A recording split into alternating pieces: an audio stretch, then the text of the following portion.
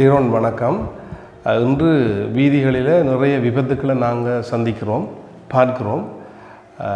இந்த வீதி விபத்துக்கள் நடைபெறுவதற்கு என்ன காரணம் என்று நீங்கள் நினைக்கிறீங்க? இந்த வாகன அனுமதி பத்திரம் இல்லாமல் வாகனங்களை ஓட்டுறது, பிறகு கைத்தொலைபேசியை பயன்படுத்துறது வாகனம் ஓடைக்கிட்ட, அப்புறம் மது பாவிச்சுட்டு வாகனங்கள் ஓடுறதால வீதி விபத்துக்கள் நடக்குது. நீங்கள் வீதி விபத்துக்களை பார்த்துருக்குறீங்களா? எங்கேயாவது?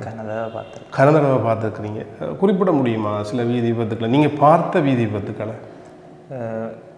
மது பாவிச்சுட்டு அந்த உறாவுத்துறைக்கு போகிற வழியில் நடக்கிற அந்த வீதி விபத்து பார்த்துருக்குறீங்க. பாலங்கள், அது மது பாவிச்சுட்டு போன ஒரு வீதி விபத்து. அதுக்கு பிறகு வேறு அங்கே பார்த்துருக்குறீங்க. அந்த இடத்துல என்ன நடந்தது உண்மையிலேயா? போனவர் அந்த விபத்தில் யாரும் இறந்தார்களா அல்லது படுகாயமடைந்தார்கள்? அதை பற்றி எனக்கு தெரியல. அடுத்த வீதி விபத்து ஓல்பாக் ரோட்டில் அந்த வீதி விபத்தில் என்ன நடந்தது? சிக்னல் போடாமல் திரும்பினதால வந்து அடித்தது. என்ன வாகனங்கள்? ஒரு மோட்டார் பைக்கும் ஒரு கார். அதில் வந்தவர்களுக்கு என்ன நடந்தது? மோட்டார் பைக் வந்தவருக்கு விழுந்து அங்கே காயமாயிட்டு அந்த காரில் வந்தவருக்கு அவ்வளோது சரி இல்லை. வேறு வீதி விபத்துகள் எங்களோட வீட்டு ரோட்டில் நடக்கிறது, அந்த நாய்கள் அது குறுக்கால வந்து பாயங்களால். வேறு என்ன காரணங்களால் வீதி விபத்துக்கள் நடந்திருக்குது? சில பேருக்கு அந்த வயது குறைவான ஆட்கள் மோட்டார் பைக் பாவிக்கல போய் அந்த சரியாக வாரங்களையும் இடித்து விழுத்துறதா.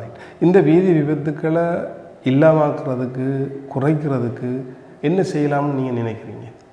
வாகன அனுமதி பெற்றாக்களுக்கு மட்டும் வாகனங்களை கொடுக்கறது, அப்புறம் மது பாவிக்கக்கூடாது, ஓடும்போது மது பாவிக்கக்கூடாது. கைத்தொலைபேசி அழைப்பதும் வந்தால் ரோட் சைடில் நிப்பாட்டிட்டு அதை கதைச்சிட்டு திரும்ப எடுத்துகிட்டு போகணும். நீங்கள் ஏதாவது வீதி விபத்துக்களில் துரதிருஷ்டவசமாக அகப்பட்டுருக்குறீங்களா?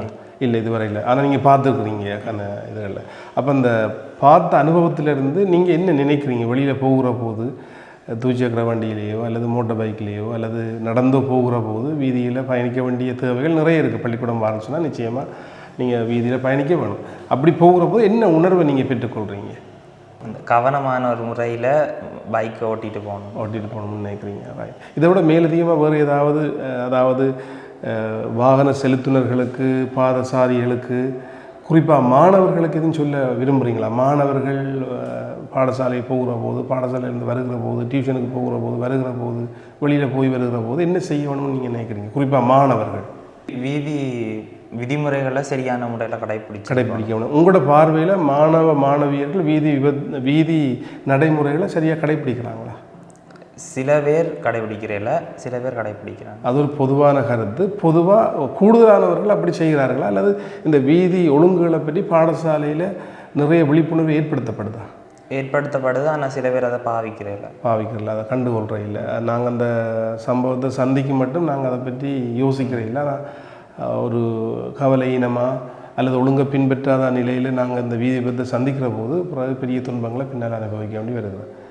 டிரோன், மிக்க நன்றி. உங்களோட கருத்துக்களை நேயர்களோடு பகிர்ந்து கொண்டமைக்காக. நன்றி.